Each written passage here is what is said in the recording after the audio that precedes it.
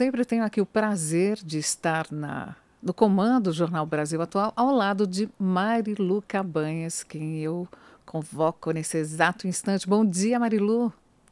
Olá, bom dia, Débora. Tá linda aí com a Ah, blusa floral. Para quem está no rádio, né, não está te vendo, mas está muito bonita. obrigada, Bom dia, obrigada. Bom Débora. dia. Prazer é o meu estar contigo. Bom dia. Mas vamos lá. Vamos falar aqui sobre a força das centrais sindicais. A gente sabe que a Yakult, Força Sindical, GT, CTB, NCST, CSB Intersindical, CSP com Lutas Pública e CGTB, né, todas as centrais passam por um momento de grande desafio diante de tantos retrocessos promovidos pelo atual governo. E a gente vai falar sobre esse assunto com o nosso queridíssimo Clemente Ganslúcio, sociólogo, consultor sindical, assessor do Fórum das Centrais Sindicais, ex-diretor técnico do Diese e ex também participante aqui, nosso parceiro como colunista aqui na Rádio Brasil Atual. Olá, Clemente, seja bem-vindo, bom dia. Bom dia, Marilu. Bom dia, Débora. Prazer estar com vocês e com os ouvintes aí nessa manhã. Prazer é o nosso, Clemente. Bom, em nota conjunta, Clemente, as centrais sindicais, durante a organização, né, do 19J, deram um basta, falaram em união. Essa mobilização mais recente prova que é possível essa unidade de ação entre as centrais sindicais, que agora estão reunidas em um fórum. Qual que é o balanço que você faz da mais recente mobilização nas ruas e como foi também a construção desse fórum, Clemente?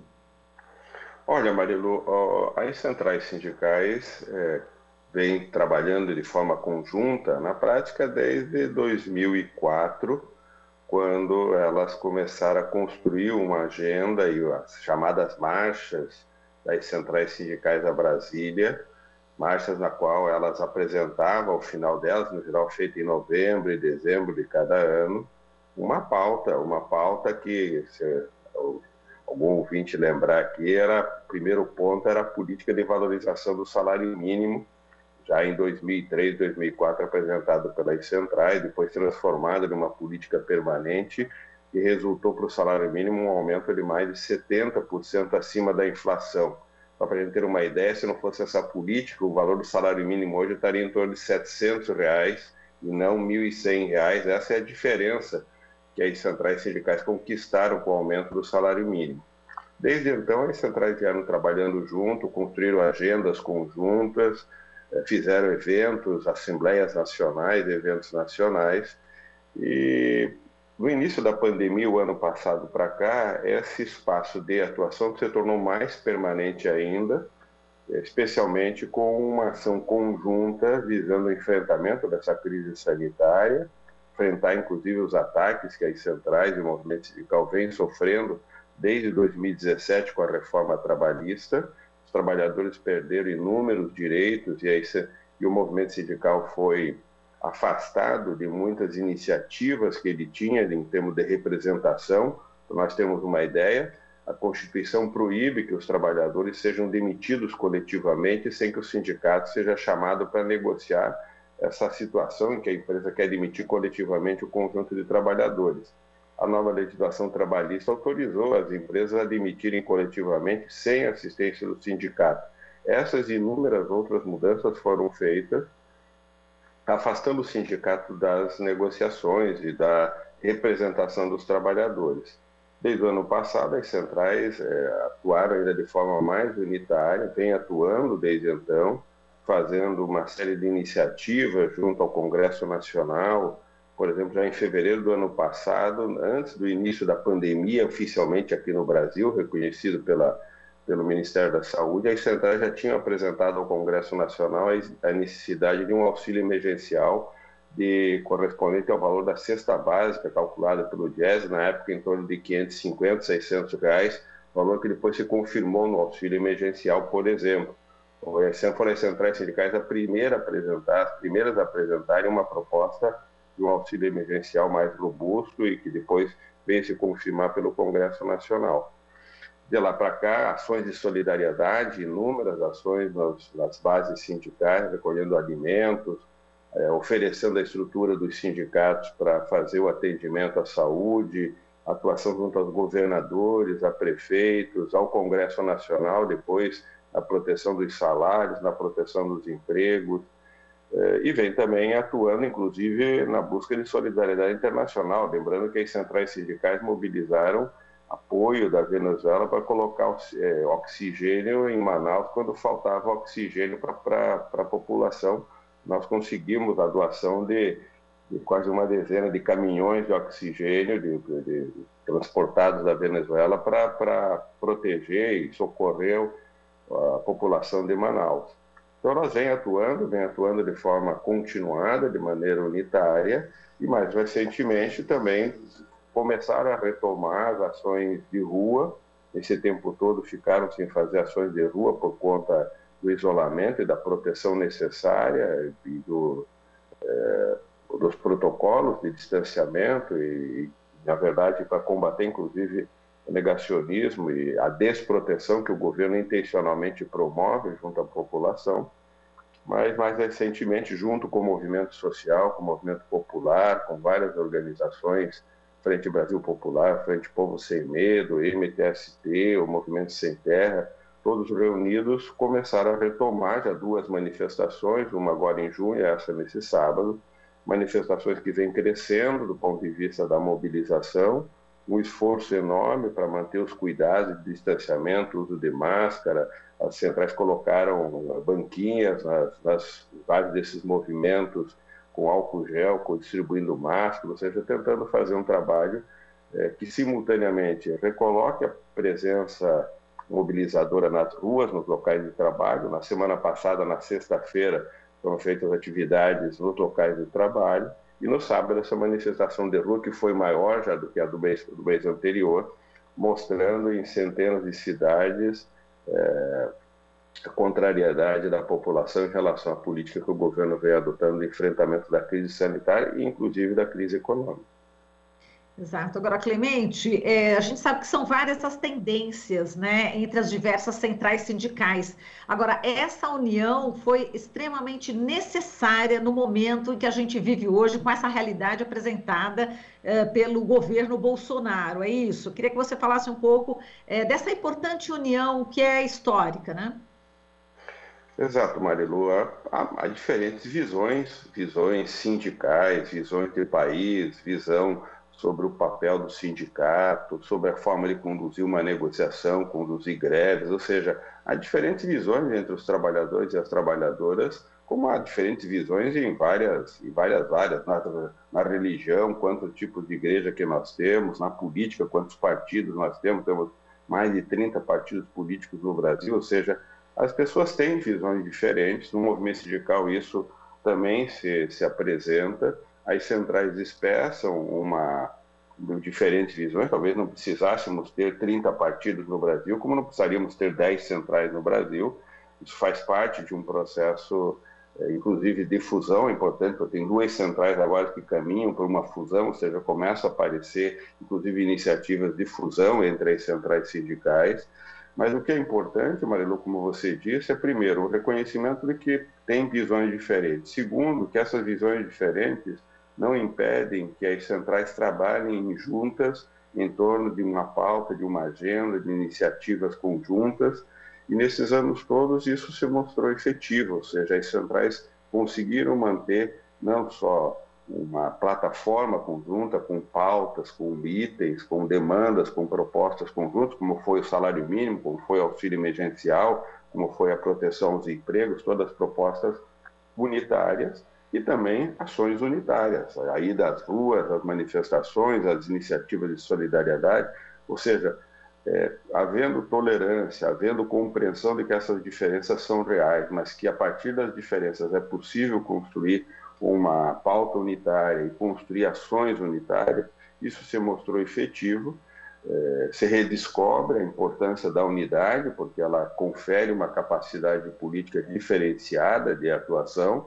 Hoje, no Congresso Nacional, por exemplo, as centrais passaram a ter uma ação unitária. Nós lançamos, agora no mês anterior, no mês de junho, no mês de maio, a agenda legislativa de 2021 das centrais sindicais, destacando 25 projetos que estão no Congresso Nacional, que tem alto impacto sobre o mundo do trabalho e que as centrais sindicais passaram a atuar regularmente. Agora, toda semana, nós temos uma reunião das 11 centrais, hoje, às 9 horas da manhã, reunião ordinária, no qual nós organizamos a atuação das centrais sindicais no Congresso Nacional, discutindo os projetos de lei, apresentando proposta ao Congresso, aos parlamentares.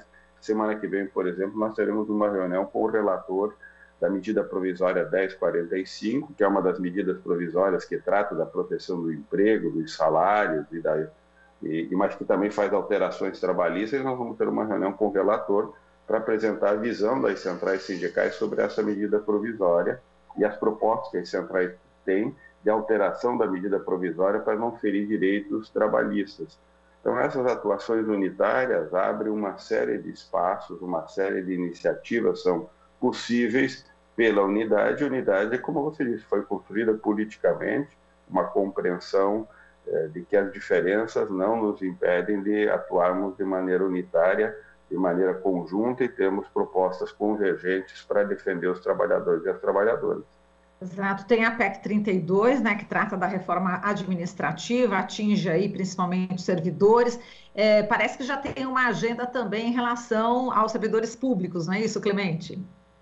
Exato. Na semana passada nós fizemos uma reunião com os representantes dos servidores, as centrais sindicais também, nesse espaço do fórum, criam os fóruns setoriais, os fóruns que reúnem representação dos trabalhadores da indústria, dos trabalhadores do comércio, dos trabalhadores dos transportes, e fizemos uma reunião reunindo representação dos trabalhadores e trabalhadoras do setor público. Nessa reunião tinham mais de 70 pessoas representando os diferentes setores, legislativo, executivo, judiciário, servidores dos municípios, dos estados e da União, e ali foi resgatada a importância das centrais tomarem a iniciativa junto com os servidores, de organizar um fórum setorial que reúna, portanto, as três esferas, né, legislativo, executivo e judiciário, representação dos trabalhadores e das trabalhadoras, também dos municípios, do estado e da União. E nessa reunião nós convergimos para retomar o fórum setorial. A primeira tarefa desse fórum setorial é a organização de um encontro nacional virtual, que vai acontecer provavelmente ao longo do mês de julho, com encontros municipais, estaduais e depois um encontro nacional. Fazemos uma análise dos impactos dessa PEC, dessa projeto de emenda constitucional 32, que faz uma profunda alteração do Estado brasileiro, privatiza uma série de políticas públicas e abre espaço para privatização, faz uma flexibilização dos direitos trabalhistas dos servidores públicos, é uma reforma trabalhista para o servidor público, e, portanto, faz uma alteração muito profunda daquilo que é função do Estado, naquilo que a Constituição define como atribuição do Estado. Então, a ideia é que nós possamos fazer um trabalho de esclarecimento do que é essa PEC, não só para os servidores, que já têm suas mobilizações, mas, junto com eles, fazer para a sociedade também um trabalho de esclarecimento, apresentar ao Congresso os posicionamentos das centrais e do movimento sindical, de que nós queremos sim um Estado moderno, um Estado que tenha capacidade de executar as políticas públicas, que tenhamos educação, saúde, moradia, saneamento, transporte como política pública universal, portanto, disponível a todos, grande parte delas políticas gratuitas, como na área de saúde, com o SUS, na educação, políticas de moradia, de interesse social e assim por diante, assim como queremos que o Estado tenha capacidade de investimento, fazer investimento em estradas, em portos, em energia elétrica, em todas as políticas que são necessárias para dar infraestrutura econômica e também infraestrutura social, do ponto de vista da estrutura que nós devemos ter para o atendimento à sociedade, às políticas de saúde, educação, transporte, moradia, tanto saneamento e tantas outras que precisam ser colocadas. Então, nós queremos sim uma modernização do Estado, mas uma modernização que confirme a função que o Estado tem de organizar a atividade econômica e de organizar e promover as políticas públicas. Então, esse é o trabalho que, de forma unitária, as centrais também agora realizam junto com os servidores de todas as esferas, constituído um fórum inédito do ponto de vista da articulação, da amplitude que ela vai se constituir, criando, portanto, também um espaço político importante de reunião e de união dos servidores públicos de todas as esferas no país. Muito bem, Clemente, eu estava lendo um dos seus artigos e você estava falando em relação, no curso da história, a participação dos trabalhadores, a participação do movimento sindical foi muito importante para grandes transformações. E nesse momento em que a gente está nessa pandemia, o pessoal, assim, realmente, todos nós, né, extremamente abalados, com 500 mil de mortos, enfim, o movimento sindical tem um papel importantíssimo, não é isso, Clemente? Eu estava me referindo, inclusive, a um artigo que eu li seu, e você fez uma brilhante explanação em relação a todo o processo histórico do movimento sindical, inclusive no mundo, e a gente precisa resgatar essa força, né, lá de trás e para a gente traçar o futuro, não é, Clemente? Exato, Marilu. Ao longo da história, quase 200 anos de história do sindicalismo, não só as pautas trabalhistas, por exemplo, a luta pela redução da jornada de trabalho, a luta pelo salário mínimo, a luta para a proteção em termos de saúde, condições de trabalho, isso tudo fez parte das pautas históricas do movimento sindical no mundo todo. Mas o movimento sindical também teve participação decisiva e foi protagonista, muitas vezes pioneiro, por exemplo, na apresentação de pautas como igualdade entre homens e mulheres, a pauta, por exemplo, da liberdade, do direito ao voto, do direito ao voto das mulheres. A origem dos partidos políticos, em grande medida, foi oriunda da luta sindical e da organização sindical que se coloca para participar de processos políticos e, portanto, o partido político surge também como uma organização que tem, em grande medida, referência na organização sindical, foram os sindicatos protagonistas, inclusive, da organização partidária.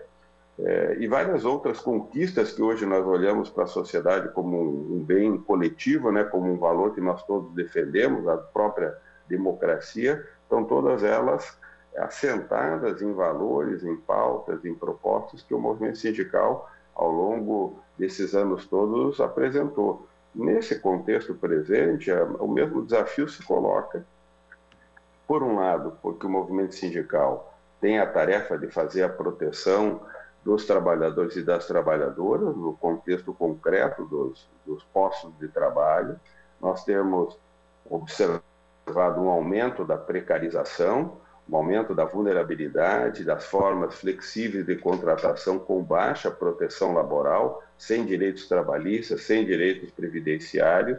As centrais do movimento sindical vêm tomando decisões no sentido de reorganizar e reestruturar o sindicalismo, propondo uma forma de organização para representar todos os trabalhadores, os assalariados com carteira de trabalho, os não assalariados, os autônomos, os conta-próprias, esses milhares e milhões de trabalhadores hoje mediados por aplicativos e plataformas, todos eles sem proteção e que precisam constituir uma agenda de proteção. Muitas vezes não é um acordo coletivo, porque não há um empregador clássico naquela condição de ocupação, mas esse trabalhador deveria ter, como todos os demais, proteção previdenciária, direito à aposentadoria, proteção laboral, direitos do ponto de vista de uma remuneração digna, direitos do ponto de vista das proteções que um trabalhador e uma trabalhadora devem ter. Portanto, há uma agenda importante do ponto de vista da proteção dos trabalhadores e das trabalhadoras, e há também uma agenda importante do ponto de vista da proteção da democracia no Brasil, das instituições, do processo eleitoral, das garantias de liberdade, proteger a sociedade dos ataques que a gente vem sofrendo, seja, por exemplo, no combate à pandemia, os centrais sindicais no movimento, os sindicatos lutaram para que os protocolos fossem atendidos. Agora, as centrais e as entidades sindicais, a CONTRAF, os sindicatos, no caso dos bancários, estão lutando, e o pessoal do transporte também lutando no Congresso para que a legislação autorize prioridade para que esses trabalhadores que estão em serviços essenciais tenham prioridade para ter as vacinas. atuando junto aos governadores, aos prefeitos, para que eles comprem vacinas, façam a vacinação, acelere o processo de vacinação, quando o governo, já desde o ano passado, trabalhava contra a compra de vacinas, contra o desenvolvimento de vacinas no país, ou seja, o movimento sindical fez o caminho contrário, o caminho da proteção da sociedade, da criação das condições para que nós pudéssemos enfrentar de maneira correta essa grave crise sanitária, e agora tem uma agenda fundamental de concluir esse processo de proteção, pelo menos no curto prazo.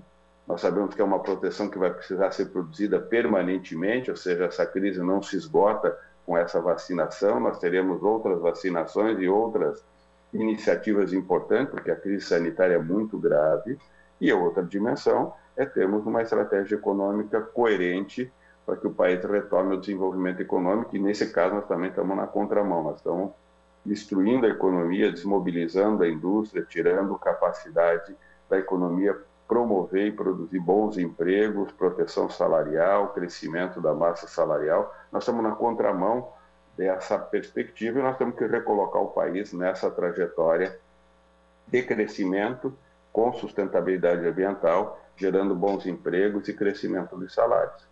Perfeito. Clemente, uma coisa que ainda não foi resolvida desde o início da pandemia até agora é essa questão do transporte público lotado.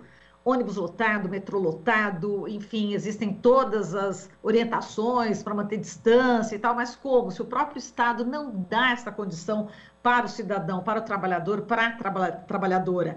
Essa é uma questão bastante complicada de se resolver, né, Clemente?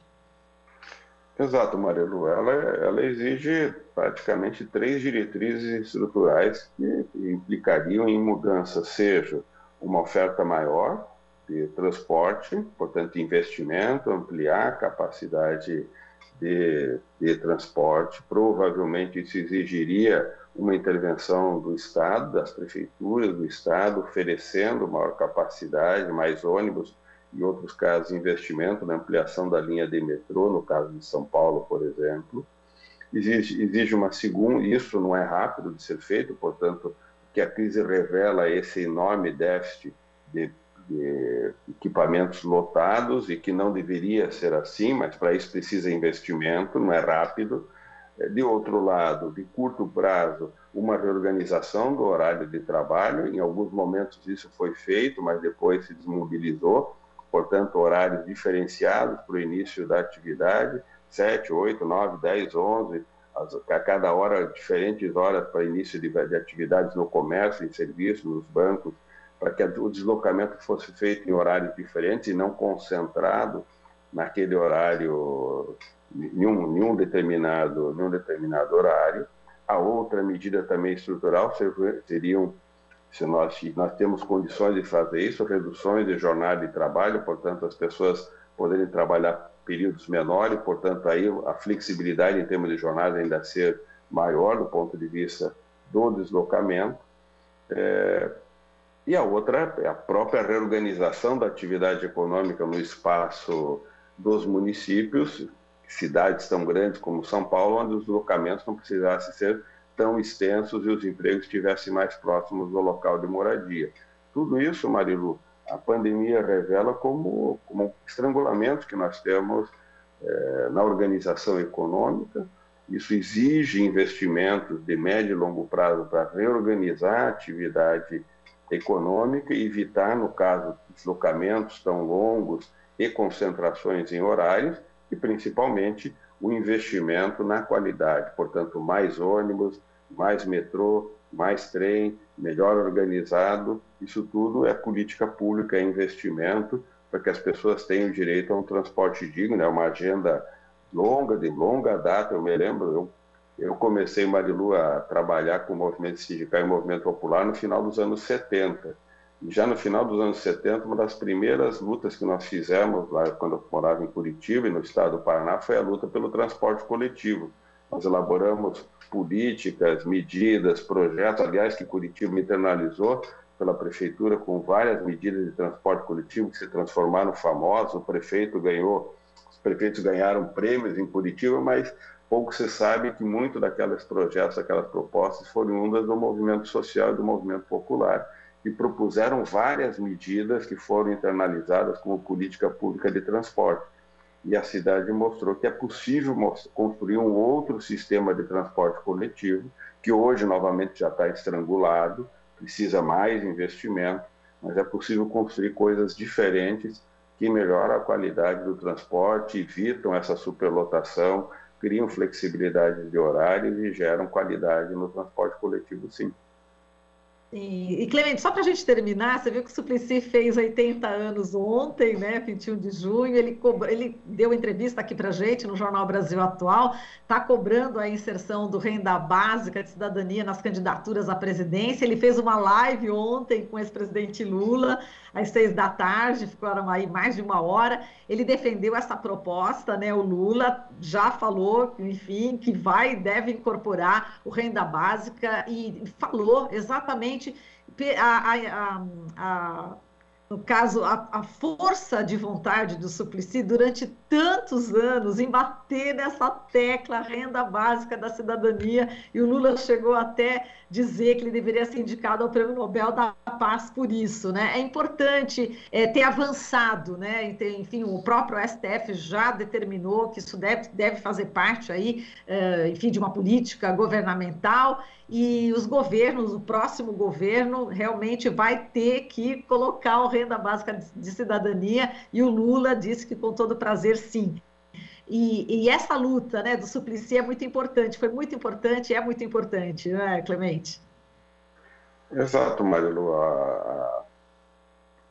Uma das políticas públicas, daquelas que têm o sentido de promover o enfrentamento da desigualdade econômica e social, se refere a garantir para a população mais vulnerável um patamar de renda básica, que é o projeto que o Suplicy defende há décadas, ao longo da vida toda, projeto esse que se transformou em lei. Hoje a Constituição brasileira define, por isso o STF determina que é necessário implantar, porque a Constituição define que é preciso proteger. Tem uma lei que o Suplicy apresentou e que foi aprovada no Congresso, que garanta a implantação de uma renda básica de cidadania, uma renda de proteção. Precisa se materializar. Em parte, o Bolsa Família cumpre uma parte dessa função, mas talvez não na extensão e no valor que deveria ser. Portanto, é necessário crescer e ampliar o que vinha sendo feito até então. Lembremos que o ano passado, o auxílio emergencial, no meio dessa crise que nós conseguimos implantar no Congresso Nacional, protegeu quase 70 milhões de pessoas. Portanto, nós devemos ter aí em torno de 30, 40 milhões de pessoas que precisam sim de uma renda básica e precisam principalmente que a economia seja capaz de gerar bons empregos e progressivamente oferecendo a essas pessoas condições de inserção econômica por meio de um trabalho com salário digno. Mas isso demora, isso não é feito rapidamente. Para você ter uma ideia, hoje, Marilu, a estimativa é que nós temos em torno de 25 a 30 milhões de pessoas que precisam de um emprego, ou porque estão desempregadas, ou porque estão desalentadas, ou porque estão na inatividade sem possibilidade de emprego, ou estão inseridos com um emprego muito precário. Se a gente gerasse 2 milhões de emprego por ano, que já seria um resultado fantástico, seriam 15 anos para a gente gerar empregos para que essas pessoas pudessem sair da situação do desemprego, do trabalho precário. Portanto, para a gente ter uma noção de quanto tempo leva a economia para gerar, se tiver essa intenção econômica, bons empregos. Hoje a gente não gera nem 1 milhão de emprego precário no Brasil por ano. Então, nós estamos numa distância enorme, não dá para esperar. É necessário que o Estado ofereça permanentemente uma renda, ofereça crescimento econômico e, portanto, geração de bons empregos, e que isso possa, no médio prazo, ou talvez, muitas vezes, no longo prazo, promover uma transformação econômica mais profunda. Enquanto isso não acontece, é necessário dar proteção em termos de renda às pessoas mais vulneráveis e, de maneira permanente, em uma sociedade tão desigual como o Brasil, temos uma política que garanta que, progressivamente, essas pessoas saem da miséria, como o Brasil já tirou essas pessoas da miséria e voltou a recolocar, ou seja, o país fez o caminho de regressão econômica. As pessoas que saíram da miséria entre 2004 e 2014 já voltaram para a miséria novamente, porque nós não geramos emprego, a economia está travada, o país não cresce, os empregos são de baixa qualidade e a miséria voltou a estar presente na vida de milhões de trabalhadores e trabalhadoras, infelizmente. O programa de renda básica é um instrumento fundamental para a gente enfrentar essa situação econômica tão grave.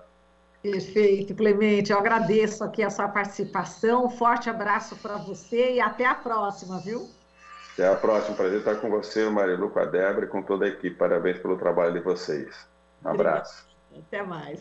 Falamos aqui com o Clemente Ganslúcio, sociólogo, consultor sindical, assessor do Fórum das Centrais Sindicais, ex-diretor técnico do DIEESE. Você está ouvindo Jornal Brasil Atual. As notícias que os outros não dão.